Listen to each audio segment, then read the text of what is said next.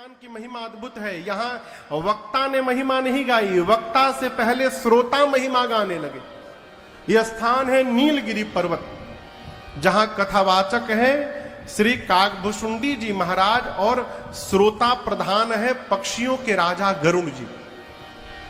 गरुण जी कथा सुनने क्यों गए, तो आपसे निवेदन करूं, लंका के युद्ध में जब प्रभु श्री राम और लक्ष्मण भैया नाग पास में बांध दिए गए,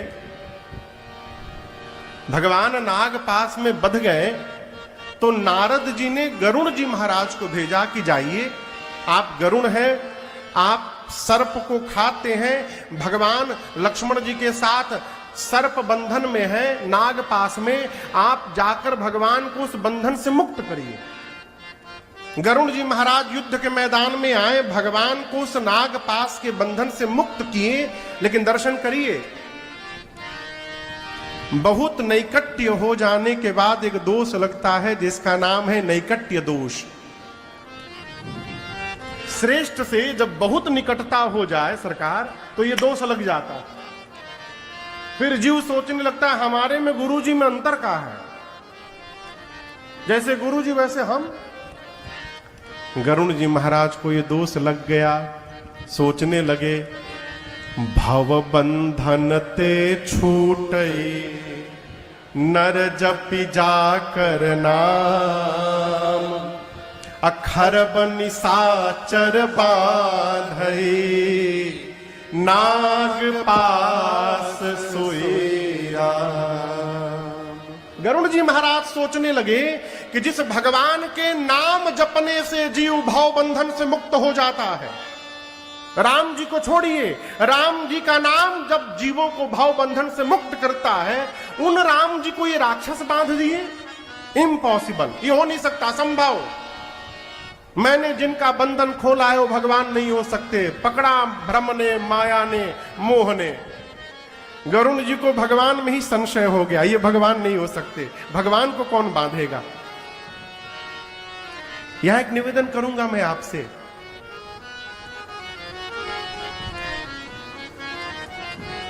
अपने से बड़े की जब कोई बात समझ में न आवे ना, कोई बात हो चाहे कोई व्यवहार हो, तो गरुण जी की तरह बड़े पर संशय नहीं करना चाहिए। ये स्वीकार करना चाहिए कि अभी हमारी बुद्धि इस बात को समझने योग्य नहीं भई है, हमारी पात्रता ऐसी नहीं है कि हम इस व्यवहार को समझ जाएं। होता क्या है, जीव अपने श्रेष्ठ पर ही संशय कर लेता है। गरुण जी बोले मन में ये भगवान नहीं है, पहुंचे नारद जी के पास, जाकर बोले नारद जी कहां भेज दिए थे, वो भगवान थे। नारद जी मुस्कुरा कर बोले पकड़ लिया, आपको भी पकड़ लिया। गरुण जी बोले क्या पकड़ लिया, बोले बीमारी ने, बहुत खतरनाक बीमारी, हमको भी पकड़ा था एक बार। अब आप सोचिए कोई कह दे कि आपको बहुत खतरनाक बीमारी ने पकड़ लिया है, नींद चली जाएगी। गरुण जी बोले फिर, नारद जी बोले मेरे पिताजी के पास जाइए, ब्रह्मा जी के पास। गरुण जी महाराज दौड़कर ब्रह्मा जी के पास गए, पूरी बात बताएं। ब्रह्मा जी बोले आपको भी पकड़ लिया, जेहि बहु बार नचावा मोरी, सोई व्यापेओ बेहंग पति तो ही। बोले इस बीमारी ने मुझे भी बहुत बार नचाया है गरुण जी। ब्रह्मा जी बोले मैं आपकी बीमारी दूर नहीं कर सकता।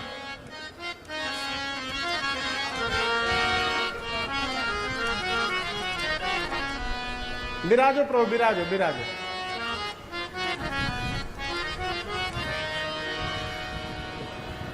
जी जी जी जी जी जी, दंडो दंडो, विराजो जी जी जी, बड़ी कृपा, बड़ी कृपा, जय जय। जैसे पहुंचे हैं ना, उसी तरह गरुण जी महाराज पहुंचे थे ब्रह्मा जी के पास। ठीक इसी तरह सरकार ब्रह्मा जी के पास आए। गरुण जी बोले हमको क्या हुआ पता नहीं चल रहा हमको। ब्रह्मा जी बोले बहुत खतरनाक बीमारी हो गई है आपको, इस बीमारी ने हमको भी कई बार पकड़ा हुआ है।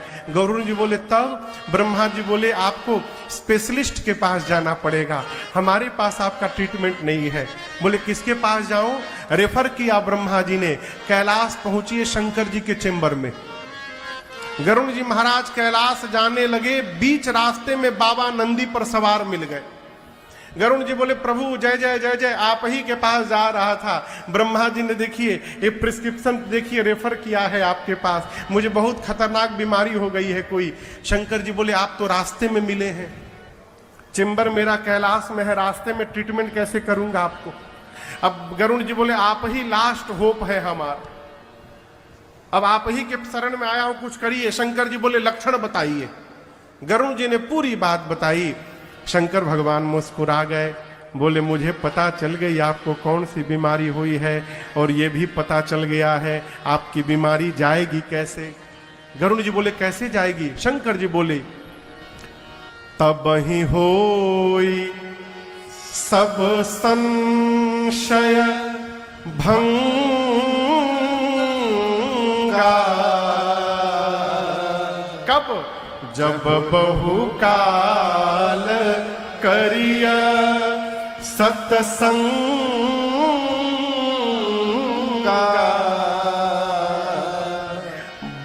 शंकर भगवान बोले गरुड़ जी से कि जब आप लंबे समय तक सत्संग करेंगे तो आपका सारा भ्रम संशय समाप्त हो जाएगा। कितने देर के लिए सत्संग करेंगे?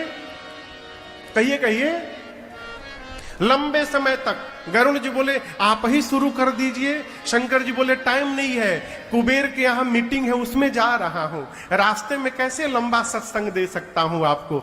गरुड़ जी उदास हो गए। शंकर जी बोले उदास मत होइए, एक ऐसा जगह मैं जानता हूं जहां पर तजी हरि भजन काज नहीं दूजा, जहां भगवान की कथा को छोड़कर दूसरा काम ही नहीं है।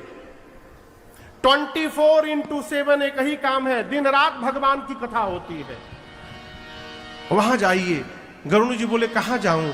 शंकर जी बोले हिमालय में नीलगिरी पर्वत है, वहां जाइए। वहां एक कौआ महाराज हैं, उनका नाम है काक भुसुंडी जी।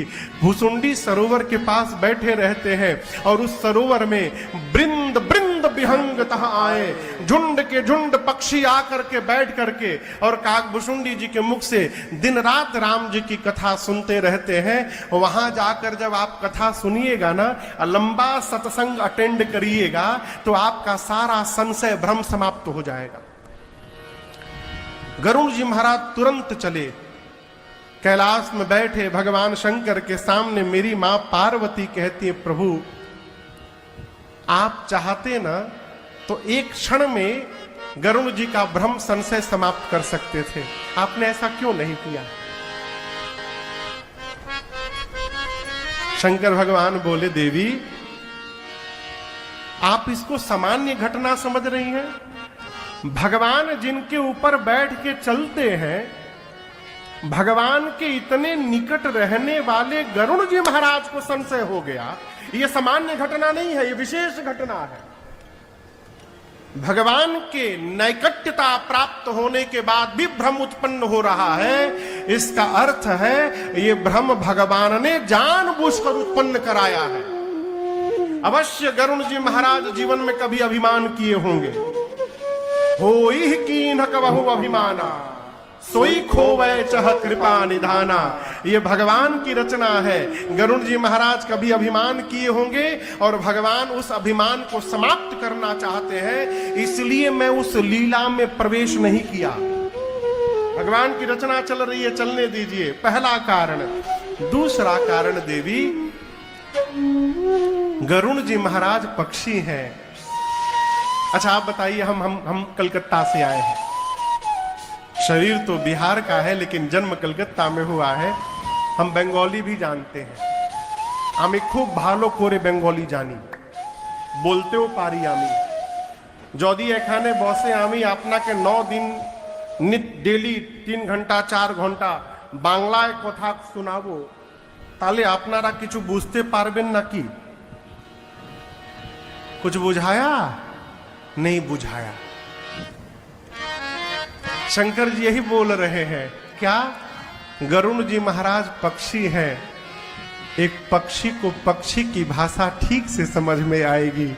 मैंने जहां उनको भेजा है वहां कथा सुनाने वाला भी पक्षी है और कथा को सुनने वाला भी पक्षी है, इसलिए मैंने नहीं दूर किया, वहां भेज दिया। यहां गोस्वामी जी कहते हैं गरुण जी महाराज जैसे पहुंचे नीलगिरी पर्वत, जैसे मान लीजिए कथा का पंडाल है ना, इसी पंडाल को आप गरुण नीलगिरी पर्वत में काकभूषुंडी जी का आश्रम समझ लीजिए। ये पंडाल ही उनका आश्रम है। यहां बैठ के काकभूषुंडी जी, सामने तालाब में पक्षी बैठे हैं, यहां काकभूषुंडी जी कथा सुना रहे हैं। गोस्वामी तुलसीदास जी महाराज कहते हैं कि गरुण जी महाराज जैसे बाउंड्री वॉल से भीतर इन किए, अभी कथा सुने नहीं, केवल आश्रम का दर्शन किया।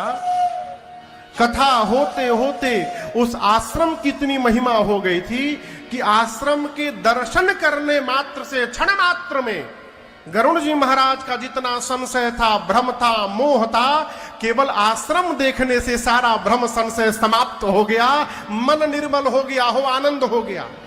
गरुण जी सोचने लगे अभी कथा नहीं सुना हूं, अभी सत्संग नहीं मिला। जिस स्थान पे सत्संग चल रहा है, सत्संग होते होते स्थान की इतनी दिव्यता हो गई कि उस स्थान के देखने मात्र से भ्रम समाप्त हो गया। यदि वो सत्संग मेरे कान में प्रवेश कर जाए तब जीवन में कितना परिवर्तन होगा, इसकी कोई कल्पना नहीं कर सकता है। जैसे गरुण जी महाराज आए, काकभूषुंडी जी ने देखा, अरे राजा साहब आ गए, उतरे, उतर करके जाकर स्वागत किया, दिव्य आसन देकर पधराया। और गोस्वामी जी तो कहते हैं, आप बताओ काकभूषुंडी जी कौन से पक्षी हैं? जोर से कहिए। कौवा। कौवा मीठा बोलता है कि कड़वा बोलता है? हाँ कहिए कहिए। घर के पीछे कौवा बोले तो कितना लोग ध्यान लगा के सुनते हैं ना, कितना अद्भुत बोल रहा है कौवा। कोई सुनता है? नहीं। कौवा जैसे कांव कांव करे, लोग डंडा लेके दौड़त है भगाने के लिए।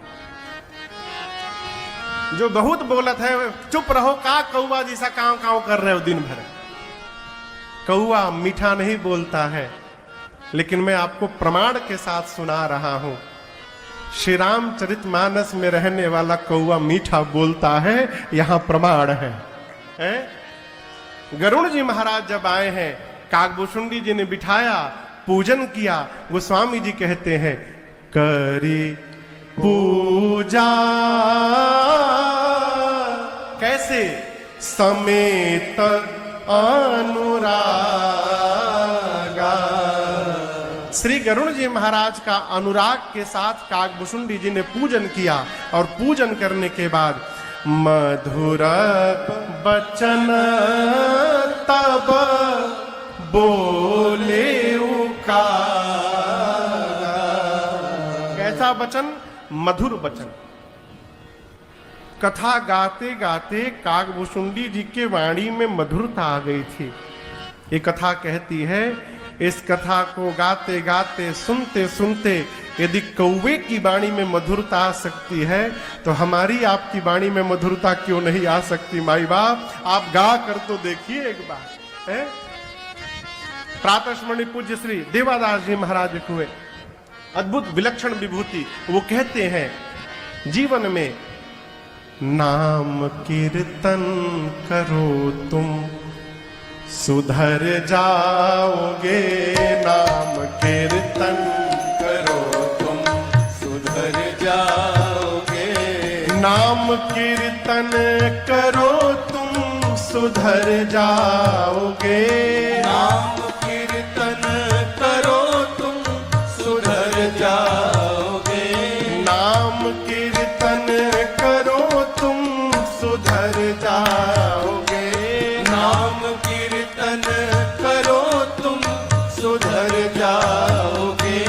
पाके हरि प्रेम निश्चित ही थर जाओगे। पाके हरि प्रेम निश्चित ही थर जाओगे। नाम कीर्तन करो तुम सुधर जाओगे। नाम कीर्तन करो तुम सुधर जाओगे। करके करुणा मनुज देह प्रभु ने दिया, करके करुणा मनुज देह प्रभु ने दिया, करके करुणा मनुज देह प्रभु ने दिया, करके करुणा मनुज देह प्रभु ने दिया। क्यों नहीं राम का नाम तुम गाओगे, क्यों नहीं राम का नाम तुम गाओगे, नाम कीर्तन करो तुम सुधर जाओगे, नाम कीर्तन करो तुम सुधर जाओगे।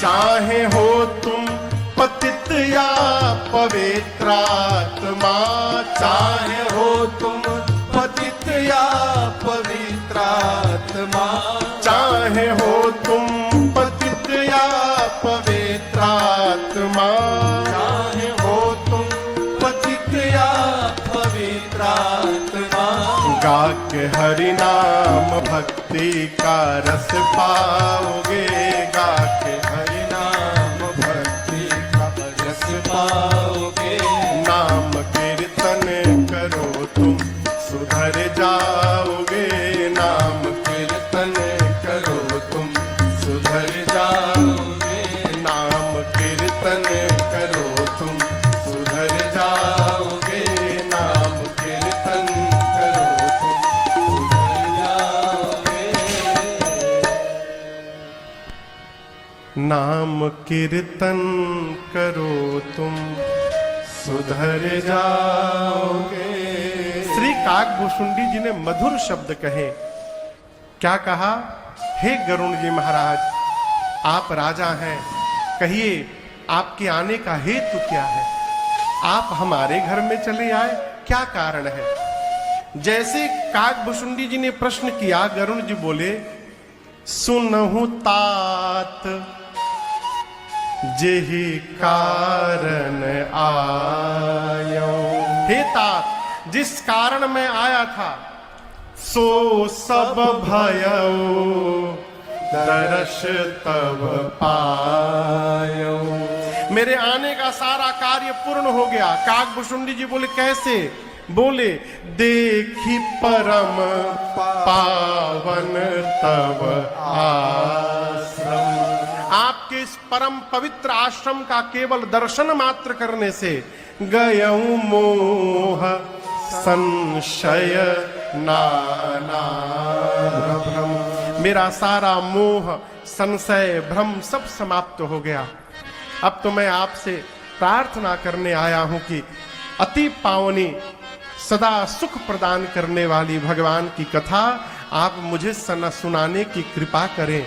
इस प्रकार चौथे घाट पर कथावाचक से पहले श्रोता ने ही भगवान की कथा की महिमा गा दी। गोस्वामी तुलसीदास जी महाराज चारों घाटों की कथाओं को समेटते हुए श्री रामचरितमानस जी में 7 कांड की रचना करते हैं। कितने कांड? 7 कांड। नाम याद है आप लोग को? सबसे पहला कांड जोर से कहिए। दूसरा कांड अयोध्या कांड। तीसरा कांड अरण्य कांड। चौथा कांड किष्किंधा कांड। पांचवा कांड सुंदर कांड। ये सबको याद होगा। छठा कांड लंका कांड और 7वें कांड का नाम है उत्तर कांड। महापुरुषों ने अनेक प्रकार से भाव रखा है। 7 ही कांड क्यों लिखा? सप्ताह में 7 दिन होते हैं।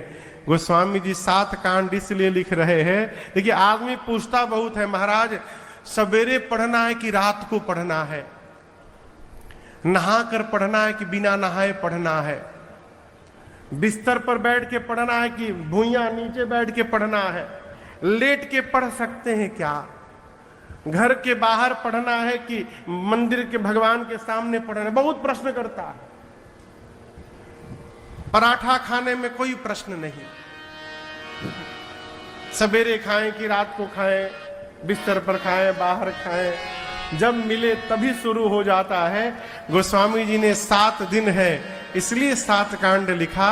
7 दिन में से जिस दिन तुम्हारा पढ़ने का मन करे उसी दिन प्रारंभ हो जाना, इसके लिए कोई समय नहीं है। जब मन करे वहीं उसी समय प्रारंभ हो जाइए।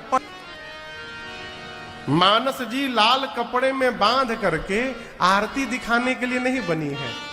देखिए आपसे मैं एक निवेदन करूं, श्री रामचरित मानस जी को पुस्तक समझने का अपराध न करिएगा। ये किताब नहीं है, ये साक्षात रघुनाथ जी के अवतार हैं। ये भगवान के वांग्मय अवतार है। प्रमाण देता हूं, राम जी अवतार कहां लिए? जोर से कहिए, अयोध्या जी में। किस महीने में लिए? हाँ, कोई अप्रैल ना कही देना। हाँ, चैत्र मास। कौन से पक्ष में लिए? शुक्ल पक्ष। कौन सी तिथि में लिए? नवमी तिथि। कौन से दिन को लिए? मंगलवार। किस समय लिए? दिन में 12 बजे। चैत्र शुक्ल नवमी भौमवार मंगलवार दिन में 12 बजे अभिजीत मुहूर्त में भगवान श्री रघुनाथ जी ने अयोध्या की धरती पर प्राकट्य लिया। ठीक। गोस्वामी तुलसीदास जी महाराज श्री रामचरित मानस का लेखन प्रारंभ किए किस दिन पता है?